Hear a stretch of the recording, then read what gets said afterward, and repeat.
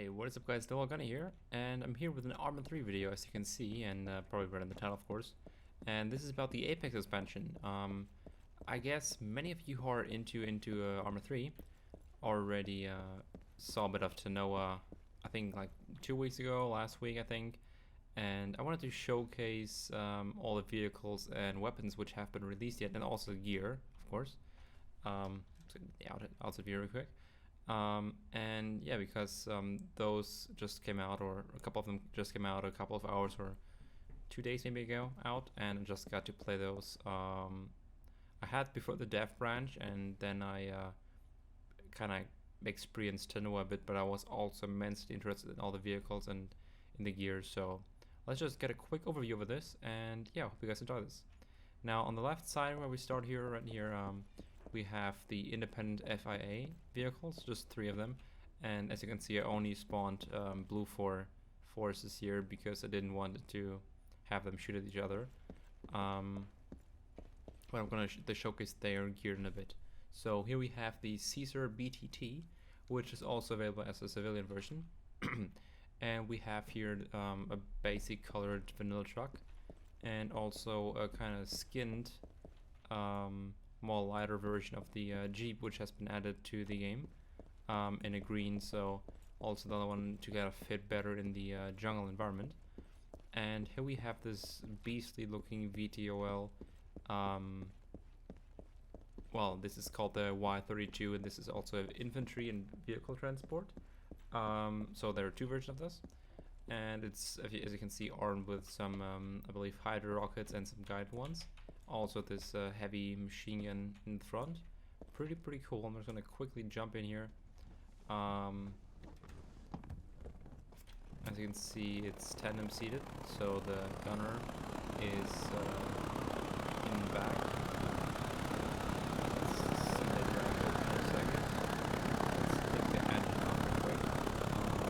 I'm gonna do a quick fly around with one of the new air vehicles in a second. So as you can see, also because it's a tandem, I can't switch to the gunner seat right away, so I'll have to get in here.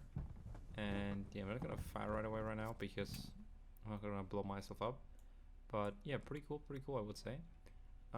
Let's eject here real quick, and we can take a view into the ramp. I hopefully can get in here. Oh, no, apparently not. I guess this is the this is what I kind of think is missing in ArmA 3, that you can just freely run into those. But yeah, I suppose in the vehicle one, you just place your vehicle right in front of it, and it then just over the drop down menu or the action menu, you can just let it slide in there, as I saw it in a couple of mods before. So yeah, that's the Y32 for you. This is the ATV on the upper side, which is the Quillen. I think I pronounced it correctly. Really liking this one. Looks pretty cool. Let's go in the gunner seat real quick and get on this minigun. And it's the same one basically as the Gideon gun is basically the same as on the UH-80. I think I placed one actually over here. Yep. Oh. Same minigun. But yeah, cool to have it on a vehicle, really, especially in the jungle. Could be pretty cool mowing through the trees with that. So I just placed this one really because this is just the vanilla UH-80, but I like the CTRG skin on it, and I just want to showcase it because there aren't any other helicopters besides this one, and well, this is not even mod, just skin. And here we can see a couple of different loadouts for the CTRG forces. This is the auto rifleman, as you can see, with the M416 kind of drum mag version. Then we have the 2 normal rifle versions, and then we have the marksman rifle, the DMR version. We're gonna get into that in a second. And here we have the ATV for the NATO forces. The Prowler, which is unarmed. I believe it's not available armed in the NATO version, but it is in the in the CTRG version, but it is on the NATO version, which is this one. It's armed with a HMG. Actually, I'm not exactly sure what it's called here. Oh, it's the MK30 HMG. Okay. So you have a skill, like a electric monitor, which you can switch to night vision, can range it or zoom in, which is really useful, I would probably say. Just I'm not really a fan at all of this weapon besides it, from the optical part or the visual part. And then we have this badass looking UAV bird. This is called the MQ-12 armed helicopter drone, basically it is. I could equip a UAV terminal right now, but I think I had to place some AI into it, so maybe we're gonna check that out in a second. And yeah, we have the NATO forces, but as I said in the gear, we're gonna go into a second. Now we have this huge thing here. This is the V44X Blackfish, and this is the gunship version, as you can clearly see here. So basically it's a C-130 with VTOL capabilities. Really awesome looking bird. It's also available as a vehicle and as a infantry transport. So yeah, it just looks amazing. You even have here the different gunner seats for the different main guns. Here I have the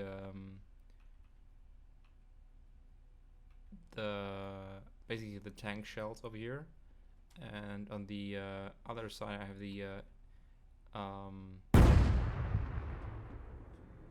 other big guns. Basically, I also have a Gatling gun here. I suppose those are the left ones, I think. And yeah, you can just. I like the fact that you sit in here, because usually in AC-130s or for other gunships you sit in the back next to the loader, I think, if I'm not mistaken right now. And here you just up with the pilots and co-pilots. So I think they would be making for some awesome gameplay if you're 4 people sitting in here and just so bunched up in one cockpit, and just it looks awesome from the inside. Really, I think it just looks so great. Here we have again. Here's the main gun, the basically tank shell firing one, the Gatling gun, and the well, I would say this is 40. That's bigger actually than 44. I think 40 millimeters. Sorry. So for the another Blue Forces, the only one remaining are the Gendarmerie, a basic gendarme skin, and then the commander. Also already fit out with the MP5, awesome gun. Love the fact that they added this, and a basic transport vehicle for them, the pickup truck. But I think you can only have the beacons on, not a siren, unfortunately, at least not yet.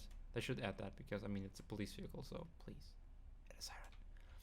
And yeah, that's it for Blue 4, and we're now at the civilian. Sorry, that's the civilian vehicles. You have just the same Jeep in different colors. Actually, I placed them in different ones and it changed them automatically. Interesting. But yeah, I think this is a very cool vehicle, and they made a perfect decision for a civilian vehicle to take this one, because I'm pretty sure it's fun to drive around on Tanoa this one and explore the all the sides and everything in this one, if you're not all like military style, right, for gameplay maybe. Also, it just fits and looks so awesome. And here we have again the Caesar BDT as a racing version in this case. You already saw in the little intro there. And yeah, here's the civilian rip boat, which I think is a great addition. And a little, what is it called again? Water scooter? Yeah, water scooter. Yeah, that's already basically it for the vehicles, but I think they made some great choices, some great cool vehicles, especially ATVs. Great fan of that, and I also have to still try out the helicopter. Gonna see that in a bit.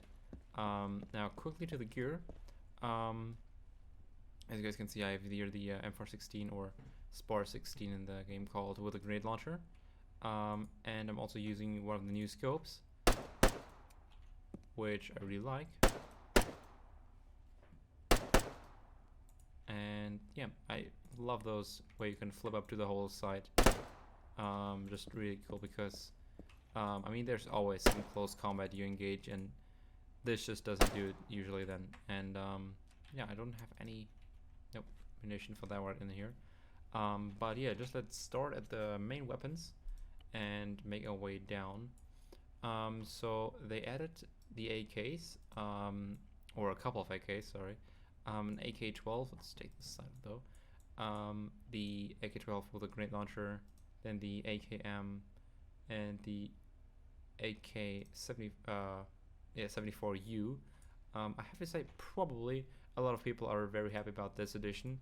I'm just in general not a fan at all of any AK version really, but just my preference, and they still hit the spot for me with some other weapons like the MP5. But I'm pretty sure a lot of people like this weapon, so pretty sure it's such a good addition. So we also have a lot of kind of reskins for all the weapons to fit the like this one to fit the scenario, and the to kind of blend in better. That's the same with some gear and helms and thing as well. That was good though.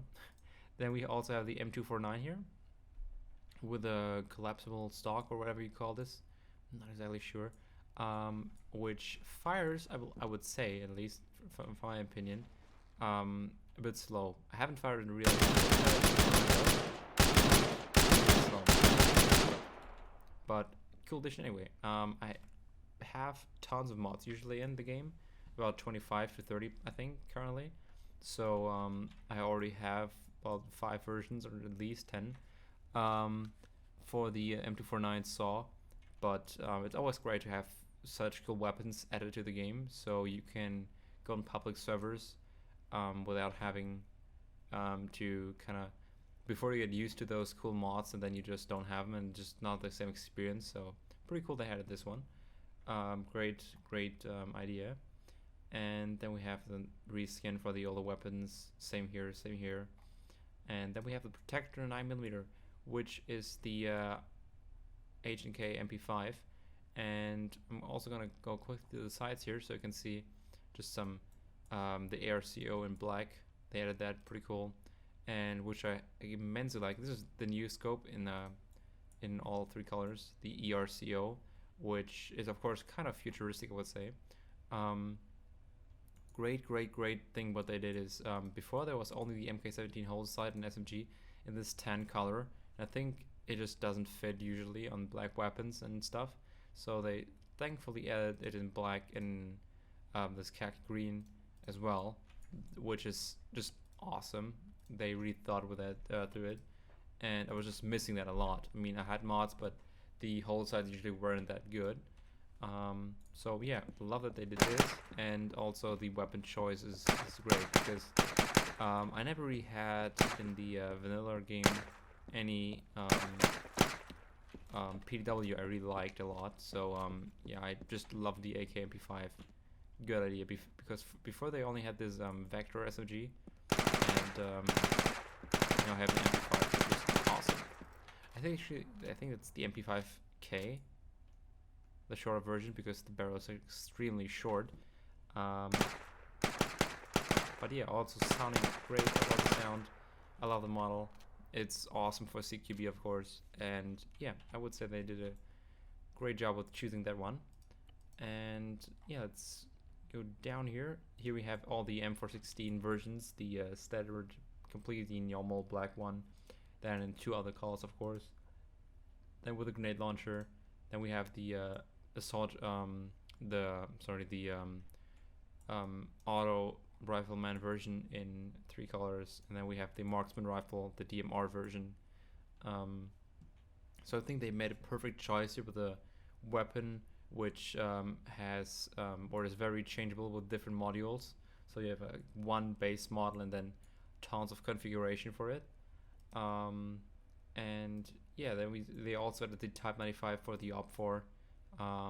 Not really a fan of it because I just simply don't like the bullpup design at all, but I'm pretty sure some others as well like it. And I mean, I'm almost never playing OP4 anyway, so I don't care that much, to be honest.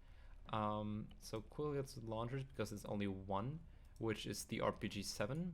The rest are just, again, these reskins. And let's quickly fire one of these. Let's see, can we fire something up here? Hopefully we're not gonna get shot at. Actually missed it. It's awkward. Let's see again. Okay, well, I'm not used to shooting jet skis.